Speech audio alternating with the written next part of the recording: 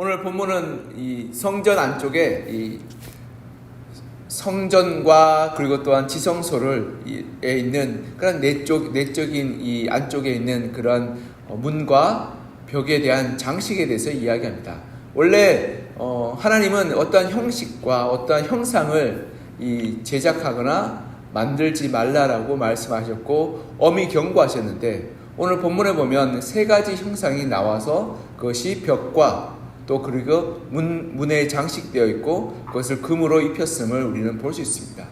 그리고 그렇다면 이 장식의 의미가 무엇이고 왜 그것을 하나님께서 허락하시고 허용하셨는지를 살펴보고, 또한 그 의미와 그 뜻을 살펴보아서 우리가 성전에 이 장식을 어떤 의미로 새기고 장식하였으며, 그리고 그 모습이 왜 예배와 또 하나님을 향한 그런 의미를 담고 있는지를 우리가 한번 살펴보았으면 좋겠습니다. 29절 보면 내외소, 즉 이 지성소와 이 성소 사방 벽에는 모두 그룹들과 종려와 핀꽃의 형상을 아로 새겼다라고 기록하고 있습니다.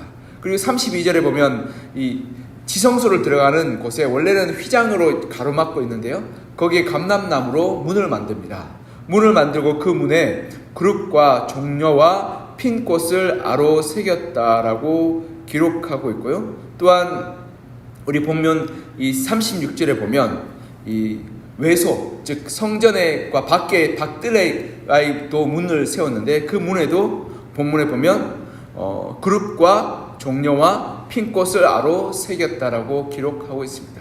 즉 이 성소 안쪽 벽의 모든 곳을 그룹, 종려나무 그리고 핀꽃을 새겼고, 또한 내소 지성소와 성소를 구분하는 문에도 그룹과 그리고 종려와 핀꽃을 새겼으며, 또 외소 밖으로 나가는 성전 문에도 그룹과 종려와 핀꽃을 새겼습니다.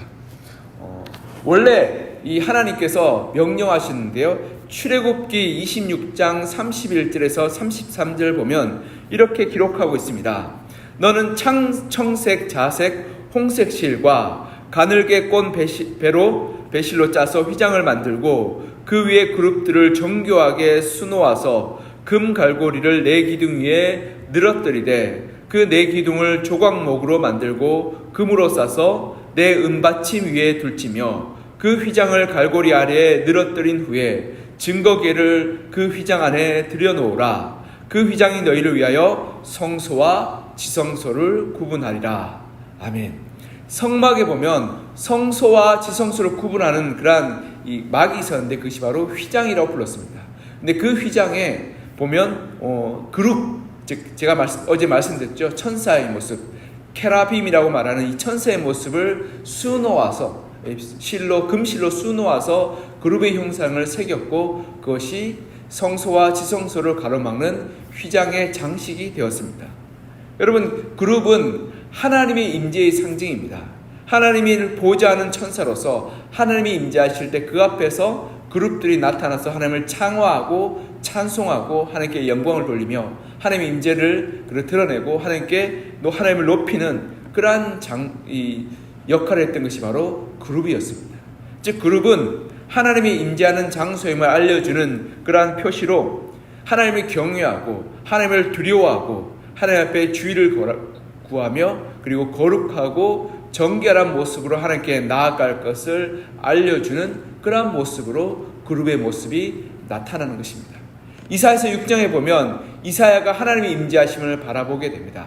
그 가운데 스랍들, 또 다른 천사죠, 세라핌이라고 말하는 스랍들이 날아다니면서 이 하나님을 창화하고 하나님의 이름을 높일 때 이사야는 그 앞에서 자기의 죄를 회개하며 나는 입술이 부정한 백성 중에 하나님을 배웠다라고 이야기하며 내가 화로다 죽게 되었다라고 고백하는 것을 보게 됩니다.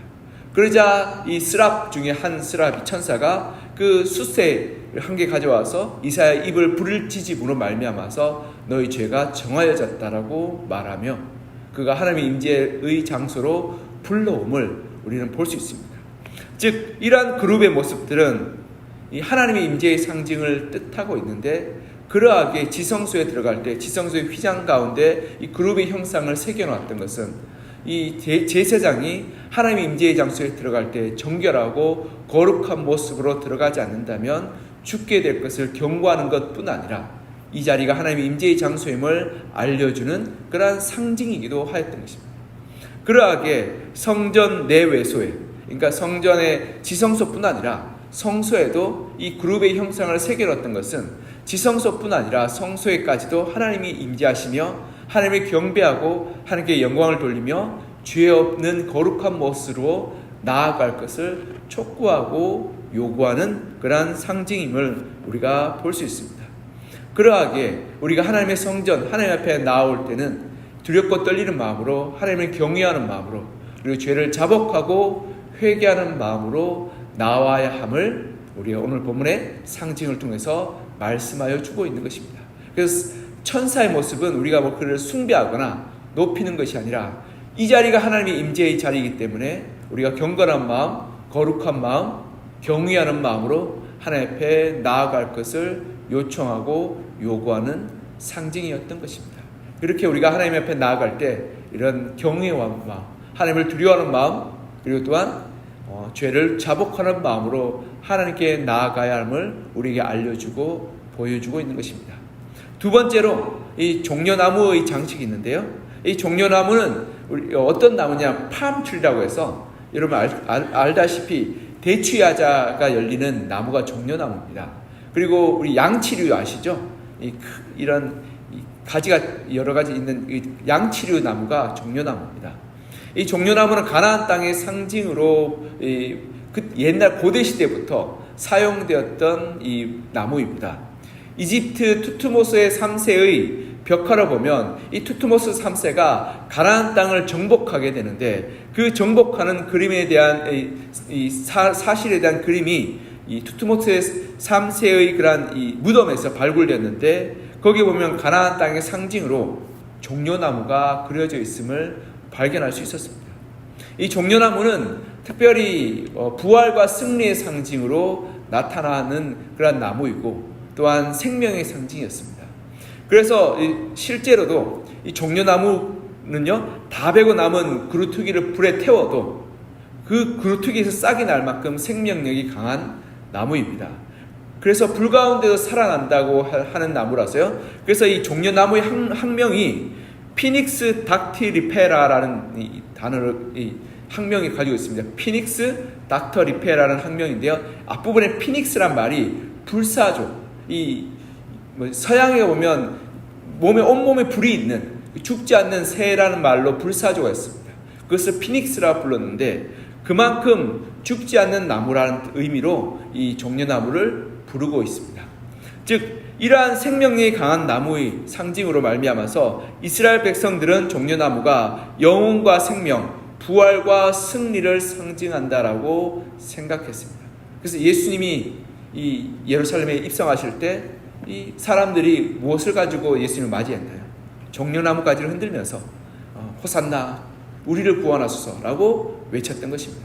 즉 이 부활과 생명 그리고 승리의 그런 상징으로 이 예수님을 환영하면서 우리를 승리케 하시고 우리를 다시금 회복하시는 그런 하나님이란 고백으로 예수님을 맞이하였고 종려나무를 흔들었던 것입니다. 예루살렘 성전에 이러한 종려나무를 새겨 넣은 것은 하나님의 영원한 생명과 그리고 회복케 하심 그리고 우리를 구원하심의 그런 능력을 인정하고 찬양하고 고백하기 위해서 종려나무를 새겨 놓았던 것입니다. 어떠한 상황 가운데서 우리를 살리시는 하나님, 우리를 소성케 하시는 하나님, 영원하시는 하나님에 대한 고백을 그들은 고백하며 하나님이 영원하시며 영원한 존재와 영원한 다스림 가운데 계시는 분이시라고 고백하며 종려나무를 새겨 놓았던 것입니다. 하나님은 전지전능하시고 영원하신 분이십니다. 그러하게 우리는 합당히 하나님 앞에 겸손히 하나님의 은혜와 하나님의 능력과 하나님의 다스리심을 구하며 우리가 잠시 잠깐 사는 인생을 살아가기에 우리가 잠시 잠깐 이해할 수 없는 우리의 삶의 문제와 어려움 가운데 영원한 하나님께서 우리를 다스리시고 통치하시고 회복해 하실 것을 우리가 소망하셨으면 좋겠습니다. 우린 잠시 잠깐 살기 때문에 눈앞에 되는 문제, 눈앞에 어려움에 넘어지고 그리고 좌절하고 힘이 들지만 하나님이 영원한 하나님이시기 때문에 하나님의 영원하심 가운데서 모든 것을 바로잡으시며 모든 것을 통치하시며 모든 것을 올바르고 선한 길로 인도하여 주실 것을 우리가 믿음으로 바라보며 그 믿음 가운데 우리가 서 나가야 할 것입니다.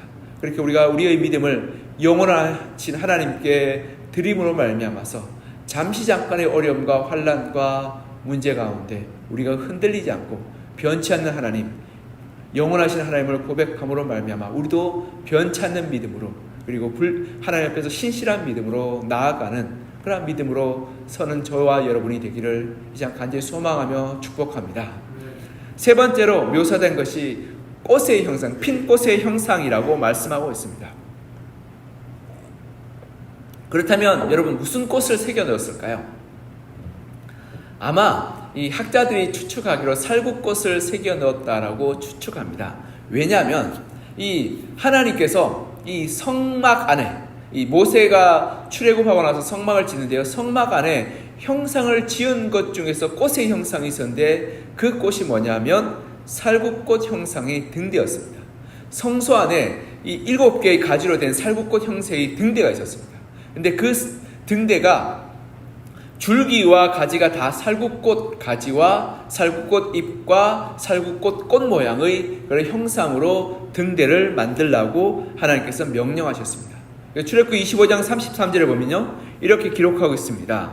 이쪽 가지에 살구꽃 형상의 잔셋과 꽃받침과 꽃이 있게 하고 저쪽 가지에도 살구꽃 형상의 잔셋과 꽃받침과 꽃이 있게 하여 등잔대에서 나온 가지 6을 갖게 할지며.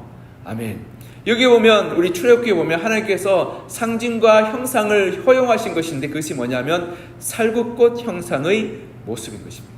그러하였기에 이 솔로몬 성전에서도요, 벽에 살구꽃 형상으로 새겨서 그 성전의 외부와 내부와 문을 장식하였음을 추측해 볼 수 있습니다. 그리고 또한 이 살구꽃이요, 아론의 지팡이에 맺힌 꽃이 바로 살구꽃입니다. 민수기 17장 8절에 보면 이렇게 기록하고 있습니다. 이튿날 모세가 증거의 장막에 들어가 본즉 레위 집을 위하여 낸 아론의 지팡이에 움이 돋고 순이 나고 꽃이 피어서 살구 열매가 열렸더라. 아멘. 이 이스라엘 백성들이 이 불평과 불만과 반란을 일으킵니다. 그래서 아론만 대제사장이고 아론과 모세만 하나님을 섬길 자격이 있느냐, 우리가 다 하나님을 섬기는 민족과 백성 아니냐라고 외치며 모세와 아론의 권위에 도전합니다. 그래서 이 모세가요, 각 지파별로 이 족장의 지팡이를 들고 오라라고 이야기합니다. 그리고 그 지팡이 12개의 지팡이를 하나님 앞에 놓아놓고 그리고 이 하룻밤을 지나게 되죠. 근데 놀랍게도 사실 13개인데요.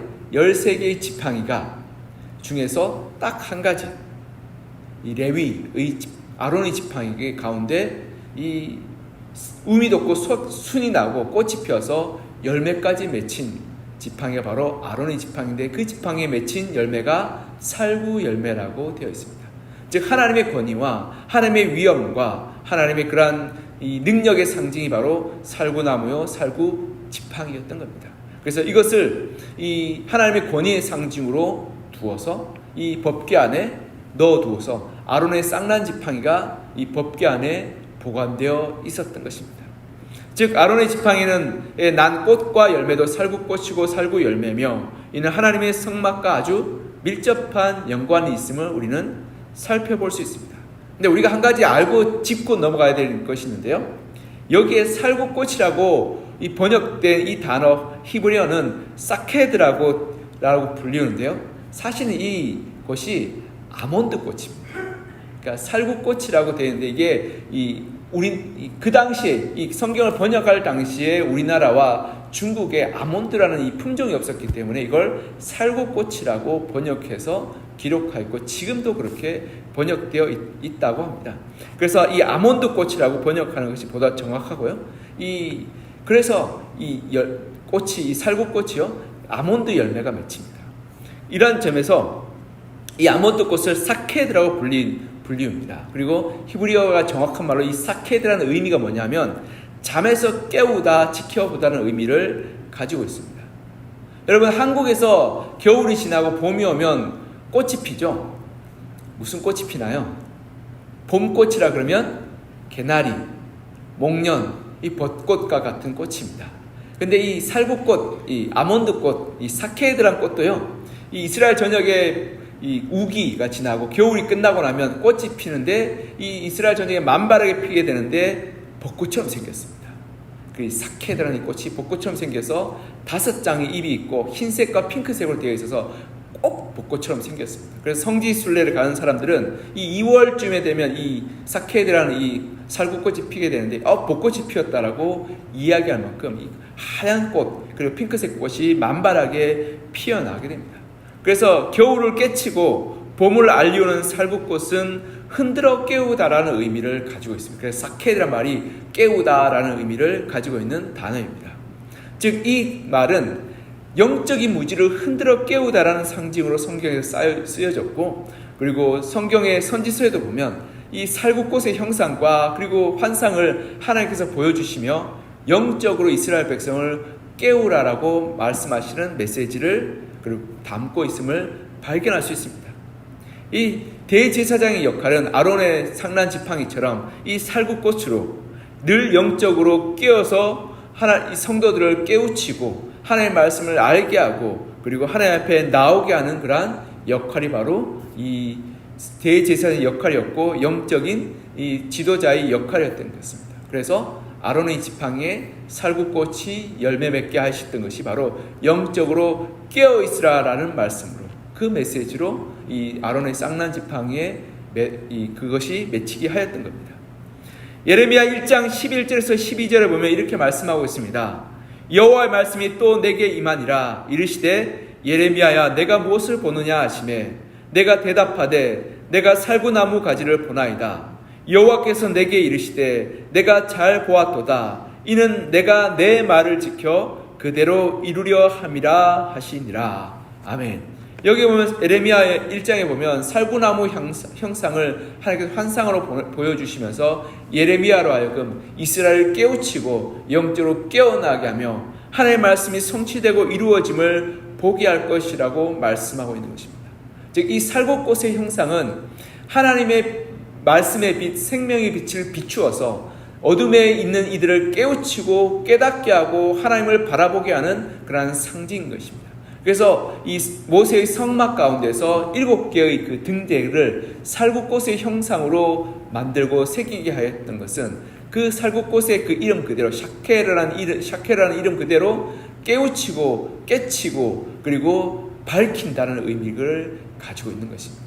그래서 우리가 영적인 무지한 눈을 밝히고 하나님의 말씀을 깨닫게 하며 하나님의 말씀을 바라보게 하는 것이 바로 이 살구꽃의 형상, 아몬드꽃의 형상을 이 성전 벽에 새겼던 것입니다. 이것이 바로 이 하나님의 성전을 장식했던 그러한 의미를 담고 있습니다. 이 세 가지 형상을 통해서 하나님의 성전, 즉 하나님이 거하시는 곳의 영적인 의미를 우리가 발견할 수 있습니다.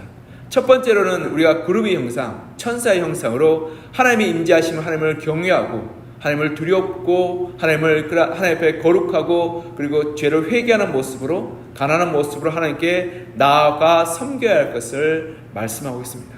두 번째는 종려나무의 형상으로 하나님이 영원하심, 하나님은 부활의 주되심을 우리가 고백하고 인정하며 우리의 인생이 순간이고 하나님이 영원하신 분이시기에 우리가 하나님 앞에서 겸손하고 가난한 마음으로 하나님의 은혜를 구하며 하나님 앞에서 우리가 하나님의 그러한 우리를 다스려 주시고 우리를 구원하여 주시고 우리를 부활케 하심을 소망하여야 한다라고 믿음으로 나아감을 말씀하고 있습니다. 그리고 셋째로 살구꽃의 형상입니다. 살구꽃은 흔들어 깨우다, 밝히다는 의미를 가지고 있기에 우리가 이 성전 안에 있는 등대처럼 말씀의 빛으로 우리를 깨우치고 우리를 깨닫게 하고 그리고 또한 하나님의 말씀이 진리 가운데 거하서 하나님을 올바르게 바라보라는 그 말씀처럼 영적인 눈이 열리고 깨우쳐져서 우리가 하나님을 바라보고 하나님을 올바르게 분별하여서 하나님의 말씀에 순종하고 하나님의 말씀에 하나님의 권위에 순종하여서 하나님의 백성으로 하나님 앞에 나아가야 함을 가르쳐주고 알려주고 있는 것입니다. 이러한 이 성전의 장식들처럼 우리의 삶 가운데 이 성전의 장식들을 우리의 마음 가운데 적용하고 살펴서 하나님의 임재하심 앞에 우리가 겸손하고 가난한 마음으로 하나님을 경외하는 마음으로 나아가고, 또한 하나님의 영원하심 앞에서 우리가 하나님의 우리를 다스리시고 우리를 살리시는 그 하나님을 소망하며, 또한 하나님의 진리의 빛을 우리에게 비추어서 우리의 어두움을 깨치시고 우리를 깨어나게 하며 하나님의 말씀 가운데 거하게 하실 것을 소망하며 나아가는 그러한 예배자로 우리가 날마다 하나님 앞에 나아가 은혜 받고 하나님의 예배하는 그러한 믿음으로 살아가는 여러분과 저가 되기를 이 장 간절히 소망하며 축복합니다. 우리 함께 기도하겠습니다. 사랑하는 하나님 아버지, 오늘 솔로몬의 성전 가운데서 새겨졌던 성전의 장식을 통해서 예배자의 모습이 어떠해야 되는지 우리가 살펴보고 묵상해 보게 됩니다. 하나님, 그룹의 형상처럼 하나님의 임재하심 가운데서 두렵고 떨리는 마음으로 하나님을 경외하는 마음으로 우리가 하나님을 바라보게 하여 주시고, 우리 가운데 죄가 없는지를 돌아보아서 회개하고 자복하고 하나님 앞에 겸손하게 하나님 은혜를 구하는 저희들 되게 하여 주시옵소서. 또한 종려나무의 형상을 통해서 영원하신 하나님, 불멸하신 하나님 우리가 바라보며 그 하나님의 영원하신 앞에서 우리의 잠시 잠깐의 인생의 부족함과 연약함과 그리고 아무것도 아님을 겸손하게 고백하여 하나님 앞에서 우리가 가난하고 겸손한 마음을 하나님의 은혜를 구하게 하여 주시고, 하나님의 때 하나님의 방법으로 우리를 구원하여 주시고 우리를 살려주시고 우리를 도와주실 것을 하나님께 부르짖고 하나님의 은혜를 바라보는 그러한 예배자가 되게 하여 주시옵소서. 또한 살구꽃의 형상처럼 하나님 흔들어 깨우는 깊은 잠에 있는 우리를 깨워주시고 우리를 주의 그러한 은혜의 자리로 불러주시는 하나님의 그러한 은총과 사랑을 우리가 바라보게 하여 주셔서 말씀의 빛을 비추어서 우리를 깨우쳐 주시고 우리를 깨워주시며 어둠 가운데 우리의 눈을 밝혀주실 것을 우리가 소망하는 마음으로 하나님 앞에 나아가게 도와주시고, 하나님 우리의 어두운 마음과 어두운 생각과 어두운 눈을 열어주셔서 주의 진리 가운데 거하게 하시고 진리를 분별하게 하여 주셔서 주님을 올바르게 섬기며 주님을 올바르게 예배하며 주님께 올바르게 영광 돌리는 예배자의 삶 살게 도와달라고 부르짖고 기도하는 저희들 되게 하여 주셔서 우리의 날마다의 삶이 하나님을 예배하는 삶 살게 하여 주시고 하나님이 기뻐하시는 예배자의 삶 살게 하여 주시며, 그로 말미암아서 우리의 삶 가운데 하나님의 임재하심과 하나님의 은혜와 능력이 나타나는 삶 살게 도와주시옵소서. 하나님, 우리 오늘 이 새벽에 주님 앞에 나와 부르짖고 기도하는 성도님들의 기도에 응답하여 주시며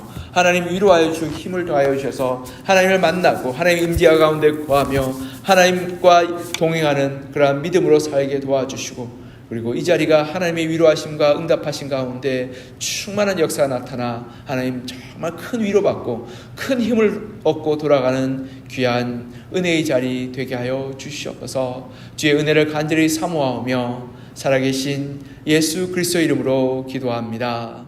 아멘.